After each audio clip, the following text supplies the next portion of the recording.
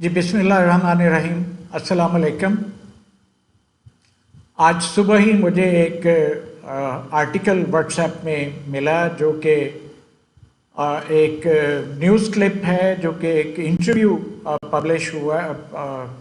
Interview के बारे में रिपोर्टिंग हुई है जो डॉक्टर अलमदार साहब का था एफएमडी के ऊपर। पहले तो मैंने सोचा कि इसके ऊपर ना बात की जाए, क्योंकि हर कंट्री जो है अपनी इंटरेस्ट को वॉच करते हैं। उसकी मैं एक एग्जांपल देता हूँ मैड काउ डिजीज़ की। मैड काउ डिजीज़ 82-83 में इंग्लैंड में जो है वो आइडेंटिफाई हो चुकी थी, इसके ऊपर लिखा जा चुका था। लेकिन फ्रांस में जब ये डिटेक्ट हुई तो ट्रेस बैक किया गया, तो पता चला ये इंग्लैंड से इसका लिंक मिलता है। तो एनीवे 85 के बाद जाके 87-88 में उन्होंने कहा कि हाँ ये हमारे प्रॉब्लम है, हम इसको एड्रेस कर रहे हैं। तो इतना बड़ा मार्जिन ईयर्स का बीच में है, तो हर कंट्री अपनी इंटरेस्ट की जो है बात करता है। मैंने क्यों समझा कि इसके ऊपर बात नहीं की जाए, ये एक रीज़न थी। हालांकि ईद वाले दिन मेरे बहुत सारे स्टूडेंट्स ने कॉल की, कुछ को मैंने की, कुछ स्टूडेंट्स ने मुझे की। तो मैंने डिस्कशन में आया कि एफएमडी जो है वो इस वक्त काफ़ी देखी जा रही है फील्ड में। पहले मैंने सोचा था कि इसके ऊपर बात करूं, लेकिन आज जब मैंने वो आर्टिकल देख लिया तो मैंने कहा इसके ऊपर एक बात कर लेनी चाहिए, क्योंकि ये नेशनल लेवल पे है तो अपना पॉइंट ऑफ व्यू और कुछ चीज़ें सामने लेके आनी चाहिए। तो मेरी ये बात जो है ये 2 वीडियोस इस पे मैं करूँगा, क्योंकि थोड़ी सी लंबी होगी, तो मैंने मुनासिब समझा कि इसको 2 वीडियोस में किया जाए। तो पहले मैं आपको बता दूं कि अल्लाह ताला का शुक्र है कि मुझे उस वक़्त जो वाइस चांसलर थे उन्होंने मुझे 2 मीटिंग्स में भेजा, नेशनल लेवल की बहुत इंपॉर्टेंट मीटिंग्स थी। एक थी मीट एक्सपोर्ट के बारे में। तो पहले तो जो पहली मीटिंग जो मीट एक्सपोर्ट पे थी वो बेसिकली ऑब्जेक्टिव ये था कि पाकिस्तान में इतना लाइवस्टॉक रिसोर्सेज हैं, लेकिन हम लोग जो है ना मीट एक्सपोर्ट नहीं कर पा रहे, उस जितना हमारा पोटेंशियल है वो हम कैपिटलाइज नहीं कर रहे। तो हमें ये मार्केट्स हैं कुछ नेबरिंग कंट्रीज़ में वो कैप्चर करनी चाहिए। चाइना की बात हुई, अरब वर्ल्ड की बात हुई और अफ्रीका की बात हुई, इस तरह डिफरेंट कंट्रीज़ की बात हुई। तो वहाँ पे हमें मीट एक्सपोर्ट करना चाहिए। तो मैंने शुरू में ही उठ के अपने कुछ 6-7 पॉइंट थे, मुझे अच्छी तरह याद है, मैंने वो पॉइंट रेज कर दिए बिगिनिंग में।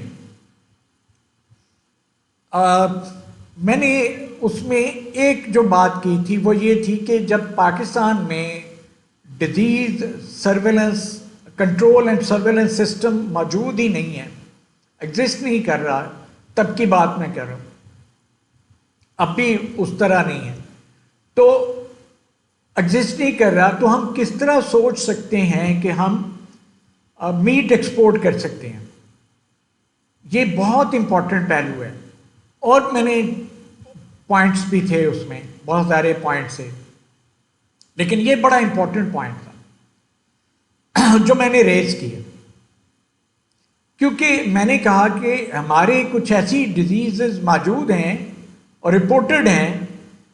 मैं यूरोप में रहा हूँ, वहाँ मैं सुन के आया हूँ कि जो ट्रेड बैरियर है, ठीक है, तो वो डिजीज़ जो हैं वो मौजूद हैं, एग्जिस्ट करती हैं, जो कि ट्रेड बैरियर हैं।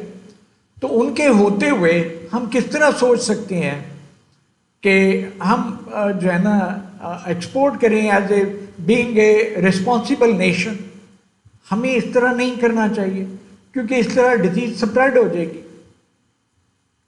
ठीक है, तो ये मेरा पॉइंट ऑफ व्यू था। मैंने जब ये पॉइंट आउट किया उसके बाद मैं आराम से बैठ गया, लेकिन मैंने देखा कि वो लोग तो डिटरमेंट थे। ब्रेक में मुझे कुछ कमेंट्स भी किसी लेवल पे पास ऑन किए गए जो कि थोड़ा सा डिस्टर्बिंग थे मेरे लिए। मैं पहली दफ़ा इस तरह की हाई फाई मीटिंग में गया था, तो मुझे ऐसे लगा कि पता नहीं शायद मुझे सही बात नहीं करनी चाहिए और बस खामोश रहना चाहिए था। वो बड़ा एक मुझे ऐसा महसूस हुआ थोड़ा सा। बहरहाल एनीवे, लेकिन उस मीटिंग में डॉक्टर शाना अरूज काज़मी साहिबा भी थी। उन्होंने खड़े हो गए वो एंड पे जाके तकरीबन कि ये आप लोग तो लगता है डिटरमेंट है, तो मैं आपको दोबारा वापस लेके जा रही हूँ डॉक्टर तारिक साहब ने जो कहा था कि जब तक वो चीज़ें पूरी नहीं होती तो हम किस तरह मीट एक्सपोर्ट कर सकते हैं।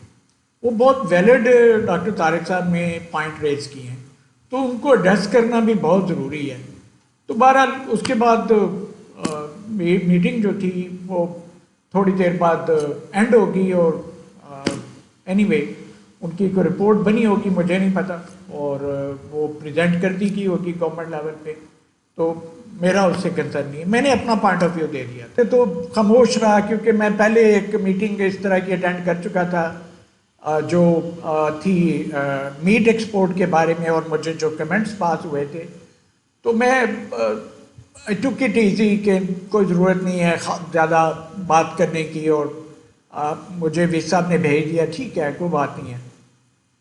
लेकिन मैंने देखा कि वहाँ पे लोग जो हैं वो बातें कर रहे हैं कि जी जो वैक्सीन हम इंपोर्ट कर रहे हैं वो बहुत अच्छी है और उससे बहुत अचीवमेंट्स हो रही हैं, ये है वो है, तो हमें इसकी ज़रूरत नहीं है, और फ़लाँ फ़लाँ फ़लाँ, और हम डिजीज़ कंट्रोल कर लेंगे और ऐसे हो जाएगा वो हो जाएगा, तो इतना बड़ा यूनिट लगाने की क्या ज़रूरत है। मुझे थोड़ा सा फील हुआ, मैं क्योंकि उसमें वेस्टेड इंटरेस्ट मुझे नज़र आया, तो मुझे था कि यार why not, we should develop our own vaccine, और यहाँ पे एक्सपर्टीज मौजूद हैं और यहाँ पे डेवलप कर लेनी चाहिए अगर ये वैक्सीन, क्योंकि ये वैक्सीन प्रोडक्शन फैसिलिटी अगर डेवलप होती तो ये सिर्फ एफएमडी के लिए तो नहीं रहनी थी, और भी बहुत सारी डिजीज़ के अगेंस्ट ये हम वैक्सीन प्रोडक्शन फैसिलिटी को यूज़ कर सकते थे। लेकिन वो अनफॉर्चुनेटली बात आगे नहीं बढ़ी और वो नहीं हुआ। मैं उस वक्त फिर बोला था थोड़ा सा, मैंने सिर्फ मैंने कहा था कि ये वैक्सीन प्रोडक्शन फैसिलिटी ज़रूर डेवलप होनी चाहिए, it is need of the time and why not, ये बहुत इंपॉर्टेंट है, मैंने कहा था कि ये डेवलप होनी चाहिए। लेकिन मैंने पॉइंट रेज किया था क्या ये लाहौर में होनी चाहिए या कहीं और होनी चाहिए। तो मैंने कहा कि आप जो अमेरिकन्स थे उनकी तरफ इशारा करके कहा कि आपने अभी अपनी प्रेजेंटेशन में पॉइंट आउट किया है कि रशिया में वहाँ से स्पिल ओवर हुआ था वैक्सीन प्रोडक्शन फैसिलिटी से, और उसका जो स्टेटस है फ्री कंट्री का वो ले लिया गया था, एफएमडी के ऊपर ही बात हो रही थी। तो मैंने कहा आप लाहौर में तजवीज़ दे रहे हैं जो कि थिकली पॉपुलेटेड है, लाइफ स्टॉक पॉपुलेशन भी है, सराउंडिंग में फार्मिंग भी है, ह्यूमन पॉपुलेशन भी ह्यूज है, ट्रैफिकिंग भी बहुत ज़्यादा है, ट्रैफिक बहुत ज़्यादा है, एनिमल ट्रैफिकिंग भी है, ह्यूमन ट्रैफिक भी है, तो हम क्यों ना इसको कलर कहार के एडजॉइन एरिया में जहाँ पे बारानी एरिया है कहीं साइड पे जाके जहाँ पे थिन पॉपुलेशन है और काम एरिया है, सरीन एरिया है, तो वहाँ पे क्यों ना ये प्रोडक्शन फैसिलिटी जो है ये डेवलप की जाए। तो वो जो चेयर कर रहे थे मीटिंग, वहाँ पे वाइस चांसलर भी बैठे हुए थे वेटनरी यूनिवर्सिटी के, मैं नाम नहीं लूँगा, और जो चेयर कर रहे थे मीटिंग उन्होंने पूछा, मैं उनका भी नाम नहीं ले रहा, वो हाई फाई पर्सनैलिटी थे, तो वो उन्होंने अमेरिकन से पूछा कि ये डॉक्टर साहब ठीक कह रहे हैं। उन्होंने क्या, जी ये बिल्कुल ठीक कह रहे हैं, ये बिल्कुल सही कह रहे हैं और उधर होनी चाहिए।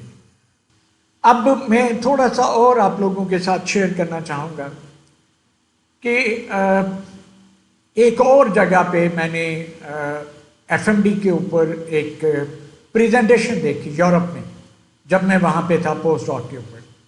तो वहाँ पे मैंने एक प्रेजेंटेशन देखी जिसमें पाकिस्तान बांग्लादेश को रेड दिखाया गया था, इंडिया क्लीन दिखाया गया था, और बात हो रही थी कि जी ये जो ना अफ़गानिस्तान के बॉर्डर पे एफएमडी को रोका जाए और यूरोप में और रशिया और यूरोप में एंट्री से इसको रोका जाए, ठीक है। और वहाँ पे उन्होंने बात की कि जी ये जो है एफएमडी वायरस जो है ये ह्यूमन उस एरिया के जो हैं वो भी कैरियर हैं और वो भी स्प्रेड करते हैं। अच्छा, ये अब मैं वहाँ पे बैठा हुआ था, मुझे शायद उन्होंने इंडियन लिया, लेकिन मैंने क्वेश्चन उनको कर दिए। वो बड़े हाई फाई कंट्री के एक एक्सपर्ट थे लाइवस्टॉक के ऊपर और एफएमडी के ऊपर। तो वहाँ मैंने एक और चीज़ भी सीखी, वो भी मैं आपसे डिस्कस करता हूँ कि वो क्या है। तो उन्होंने जब ये बात कर दी तो मैंने फिर क्वेश्चन किए कि मैंने कहा जी आपने पाकिस्तान को भी रेड दिखाया हुआ है, बांग्लादेश को भी रेड दिखाया हुआ है, और इंडिया जो है वो क्लीन है। हालांकि आज भी मैंने रिपोर्ट देखी है, इंडिया में एफएमडी मौजूद है, लेकिन उस रिपोर्ट में नहीं थी, ठीक है। तो मैंने कहा जी आपको पता है, आप कह रहे हैं कि ह्यूमन भी इन्वॉल्व हैं इसकी स्प्रेड में, और ये स्प्रेड हो जाती है, डिजीज स्प्रेड में, और रिजर्वायर है। तो मैंने कहा आपको पता है, मैंने पढ़ा हुआ था कि बांग्लादेश से इंडिया कितनी लेबर जाती है, और आपको कहते हैं कितने वाइल्ड एनिमल बांग्लादेश से, और वाइल्ड बर्ड कितने, वाइल्ड एनिमल स्पेशली कितने एंटर होते हैं इंडिया में और इंडिया से बांग्लादेश की तरफ। और इसी तरह पाकिस्तान इंडिया, उस वक्त फेंसिंग इतनी ज़्यादा नहीं थी पाकिस्तान इंडिया के दरमियान, तो कितने वाइल्ड एनिमल उधर को जाते हैं। तो ये कैसे मुमकिन है कि वो क्लीन है? तो इसका मुझे प्रॉपर जवाब नहीं आया था। अब इससे रिलेटेड एक और बात जो मैं आपको इससे करना चाह रहा हूँ, एक्चुअली वहाँ पे जहाँ मैं था उन्होंने एक टूर प्लान किया हुआ था डेयरी फार्म विजिट का, और मुझे भी दिखाना चाह रहे थे। मुझे था कि चले बहुत अच्छी बात है, मैं एक्सपीरियंस करूँगा कि यहाँ पे डेयरी फार्मिंग कैसे होती है, ये बड़ा अहम है, ठीक है। तो मुझे था कि चले दैट्स अ गुड थिंग, लेकिन उस प्रेजेंटेशन के बाद वो विजिट कैंसिल कर दी गई क्योंकि मैं शामिल था उस विजिट में, तो मैं कहीं वो डिजीज स्प्रेड ना कर देता, तो वो कैंसिल हो गई। अब उस प्रेजेंटेशन के दौरान कुछ बातें उन्होंने की, वो भी मैं आप लोगों से शेयर करता हूँ, बहुत से एक्सपर्ट भी सुन रहे होंगे, उनको भी पता चले कि ये क्या सिलसिले हैं। उन्होंने बताया कि हम जब फार्म विजिट करते हैं, हमारे हाथ में एक पीस ऑफ पेपर होता है जिसके ऊपर डीएनए कैप्चरिंग टेक्नोलॉजी पेपर के ऊपर लगी होती है। हम एनिमल के पास से गुजरते हैं, वो सांस ले रहा होता है और हम वो कैप्चर कर लेते हैं, और रूम में जाके हम 2-4 ड्रॉप करते हैं, और वो हम सैटेलाइट के ज़रिए से अपनी कंट्री में डाटा भेज देते हैं। तो मैं हैरान रह गया कि हम लोग इतने बेवकूफ़ हैं कि जो भी आ जाता है बाहर से उसको भाग के हम अपने फार्म विजिट कराते हैं और पता नहीं क्या क्या करते हैं। तो ये भी एक सोचने की बात है। ये मैंने उस वक्त फील किया था कि हम कितने बेवकूफ़ हैं। कोई भी बाहर से आता है, हम दौड़ के अपने फार्मों पे लेके जाते हैं, और बायोसिक्योरिटी और हमारी अपनी जो इकोसिस्टम, इसको हम स्टडी करने क्यों देते हैं लोगों को? तो हमारा इकोसिस्टम हमारा राइट है, किसी का नहीं होना चाहिए। तो ये बात भी मैंने एक ऑब्जर्व की उस प्रेजेंटेशन में, तो मैंने कहा आप लोगों के सामने ये भी मैं रख दूँ। तो नेक्स्ट आपसे बात होती है सेकंड वीडियो के अंदर। थैंक यू वेरी मच, ज़रूर देखिएगा, एंड अल्लाह हाफ़िज़।